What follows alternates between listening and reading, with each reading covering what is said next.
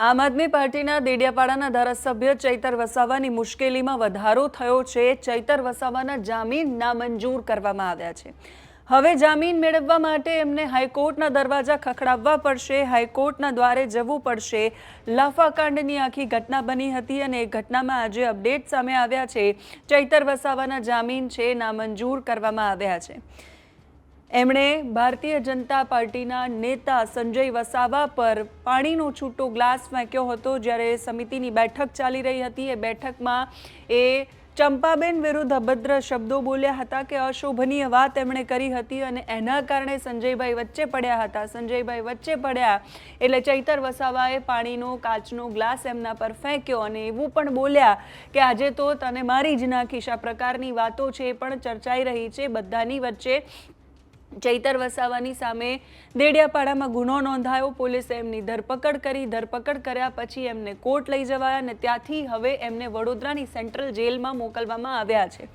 છેલ્લા 10 દિવસથી 5 તારીખથી 5 જુલાઈથી ચૈતર વસાવા જેલમાં છે અને 9-10 દિવસ થશે ચૈતર વસાવા હજુ એ જેલમાં છે। હજુ એમને જેલમાં જ રહેવું પડશે કેમ કે એમના જામીન છે નામંજૂર કરવામાં આવ્યા છે।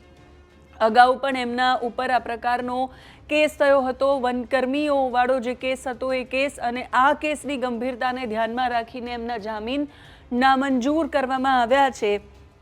અગાઉ પણ જ્યારે કોર્ટની અંદર દલીલ થઈ હતી ત્યારે પણ સરકારી વકીલે એવી દલીલ કરી હતી કે અગાઉ પણ ચૈતર વસાવાએ આ પ્રકારનું વર્તન કર્યું હતું ત્યારે કોર્ટે શરતી જામીન આપ્યા હતા। 6 મહિના જેલમાં પછી કોર્ટે શરતી જામીન આપ્યા હતા અને એ શરત પર એમને મુક્ત કર્યા હતા કે હવે પછી ધારાસભ્ય આ પ્રકારનું વર્તન નહીં કરે। ફરી એકવાર આ જ પ્રકારનું વર્તન ધારાસભ્યએ કર્યું છે। હત્યાની કોશિશનો પ્રયાસ એવા બધા જ ગુનાઓ એમની સામે નોંધાયા છે એટલે હવે એમને આકરામાં આકરી સજા થવી જોઈએ આવી સરકારી વકીલે દલીલ કરી હતી અને દલીલોના આધારે એમને વડોદરાની સેન્ટ્રલ જેલમાં મોકલવામાં આવ્યા હતા અને હવે આજે જ્યારે દલીલો થઈ છે તો કોર્ટે એમને જામીન આપવાનો ઇનકાર કર્યો છે। એક જનપ્રતિનિધિ છે, જનપ્રતિનિધિ તરીકે પોતે આ પ્રકારનું કૃત્ય ન કરી શકે અને ન જ કરવું જોઈએ। એમનાથી એ થયું છે અને થયું છે એટલા માટે જ એની સજા એમને મળી છે। જેલની અંદર ચૈતર વસાવા છે, આમ આદમી પાર્ટીના ધારાસભ્યને જામીન નથી મળ્યા અને જામીન ન મળવાને કારણે આમ આદમી પાર્ટીમાં પણ ચિંતાનો માહોલ છે। બીજી બાજુ ભાજપ છે એવું પ્રયાસ એવા કરી રહ્યું છે કે કાયદેસરની કાર્યવાહી થાય અને વધારે કડકમાં કડક કાર્યવાહી થાય।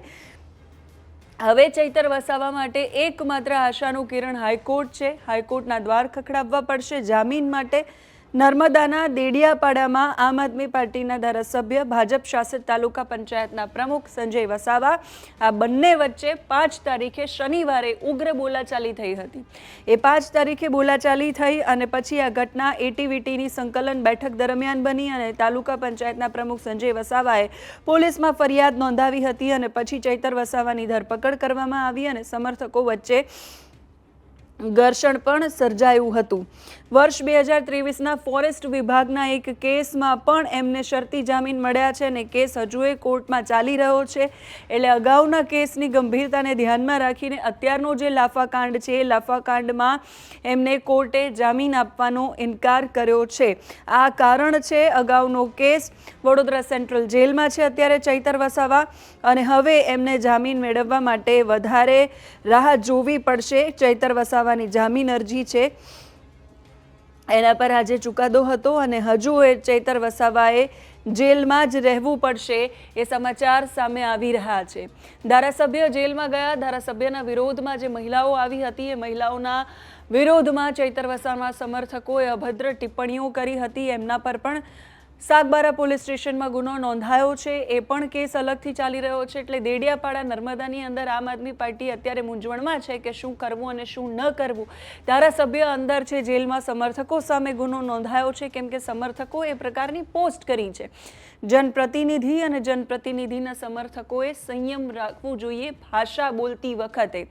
ગમે તેવી ઘટના થઈ, ગમે ઘટના પર કોઈ પણ પાર્ટીના લોકો કે કોઈ પણ પાર્ટીના નેતાઓ કે કોઈ પણ પાર્ટીની મહિલા કાર્યકર્તાઓ જો નથી બોલી એ ઘટના પર તો એમની વિચારધારા છે, એમનો અભિગમ છે। એના માટે તમારે કોઈના પર અભદ્ર ટિપ્પણી કરવી પડે એ પણ સોશિયલ મીડિયા પર, એ પણ જાહેર માધ્યમોમાં એ ક્યારેય સાંખી લેવાય એવી ઘટના નથી અને એટલે જ મહિલાઓએ સાગબારા પોલીસ સ્ટેશનમાં ફરિયાદ નોંધાવી છે. બધાની વચ્ચે હવે આ મોટો ઝટકો ચૈતર વસાવાને મળ્યો છે. હજુ એમને જેલમાં રહેવું પડશે, હાઈકોર્ટના દ્વાર એમને ખખડાવવા પડશે. હવે આગળ ચૈતર વસાવાના વકીલ દ્વારા કયા પ્રકારની પ્રોસેસ કરવામાં આવે છે જોવાનું રહેશે. ચૈતર વસાવા ક્યાં સુધી જેલમાં રહે છે એ જોવાનું રહેશે. આમ આદમી પાર્ટી શું કરે છે એ પણ જોવાનું રહેશે. તમે શું માનો છો એ કમેન્ટ કરીને કહેજો. અત્યારે આ વિડીયોમાં બસ આટલું જ. નમસ્કાર.